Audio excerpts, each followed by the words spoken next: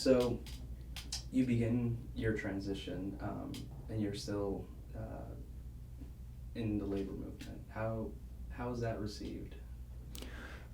When I transitioned, I was still a member of a union in the trades, and I will forever praise those union members around me. Not everybody, but some of those hard-bitten guys, they were all guys, they said, well, darn it, I don't get it at all, but you're a good worker and I like you, and well, okay, and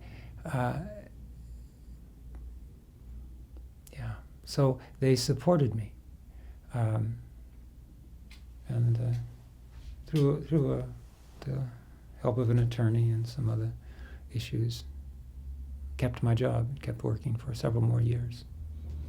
That's incredible, because that's not always the case, obviously.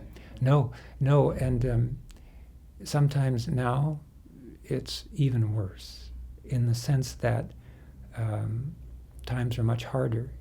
In those days, wages meant something that's been completely destroyed now. You can hear my labor background, but and it was possible to be able to take the time to keep a really good worker, or to keep a member of the group going, whatever they were facing, whether it was a divorce or health issues, or they had to move, or even this, dealing with something powerful about self.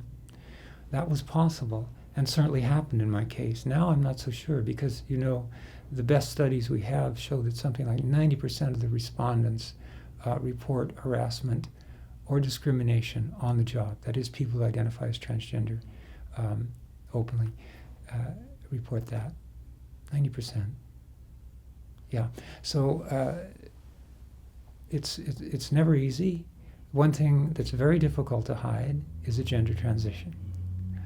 You deal with it in the open. So that requires a lot of education usually. And through the 80s and the 90s and into the current century, there were some pretty formal processes that we developed at Ingersoll and other places for helping businesses meet transition issues. Now, quite often I will hear from a business, oh, there's somebody who's transitioned here. We'll just ask him or we'll just ask her to help us with the new transition.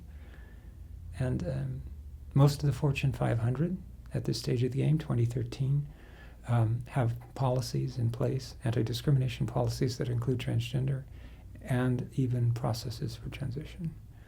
So it's still a huge question of access to employment, to medical issues, to psychological care, to all those things, and understanding, but it's nothing like it was those decades ago.